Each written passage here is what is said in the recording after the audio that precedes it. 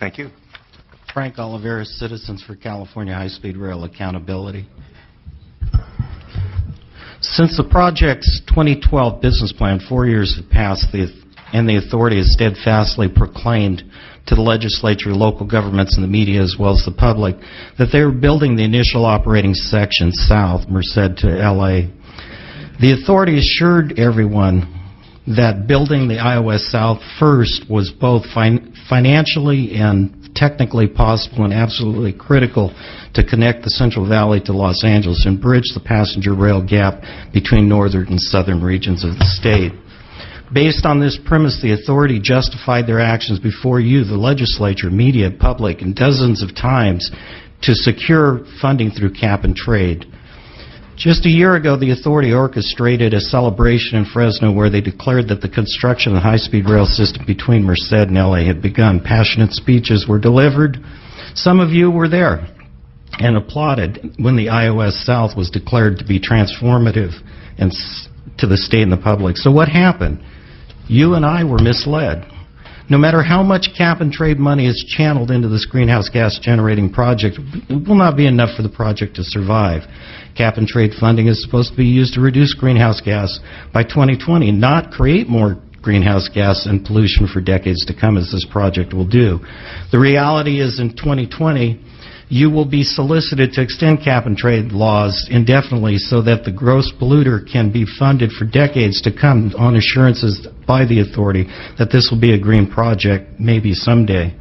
The draft business plan relies on you executing the legislative action that will deprive worthy projects of needed funding that will actually affect the climate in a positive manner. Without this legislation, the project does not work. Assuming that you, the legislature, do propel the future legislation that provides the authority with more cap and trade funding indefinitely, the project still never connects San Francisco to LA, which is phase one, because of its lack of financial viability or funding identified in the draft business plan. There is no financial plan identified to extend the project from that north of Shafter to reach LA. For 8 years, phase one has been the project mission. It is also the primary mission reflected in Proposition 1A and AB 3034. The draft business plan does not provide a realistic path forward. The draft business plan also omits the cost of the project for the entire 800-mile project.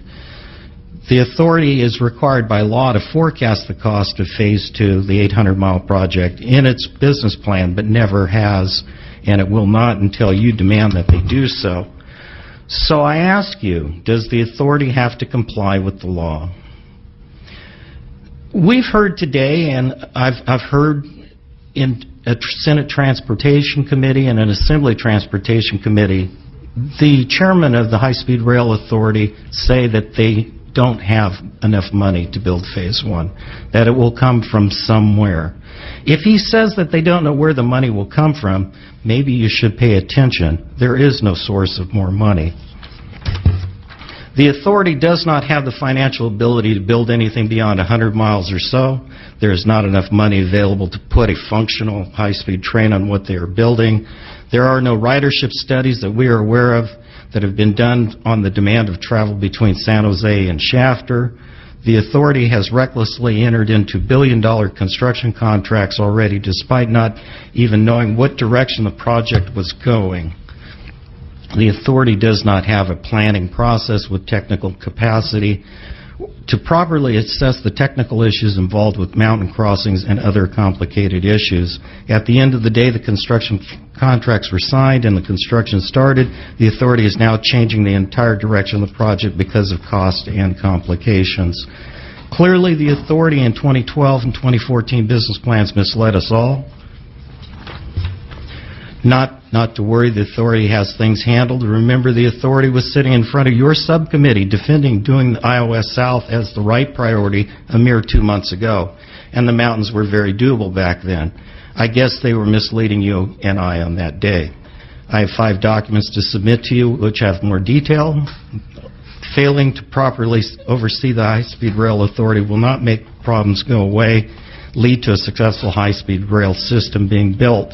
Continuing to pour public dollars into an authority that has misled all of us will not lead to a successful project. Unfortunately, only changing the authority's management team and the board that oversees the project will change its culture of deceit, waste, and mismanagement and lead to a successful project someday. Do something about it. Everybody in the state is waiting for you to act. Do you have the courage to do the right thing today? If you have any questions, I'm willing to communicate with you.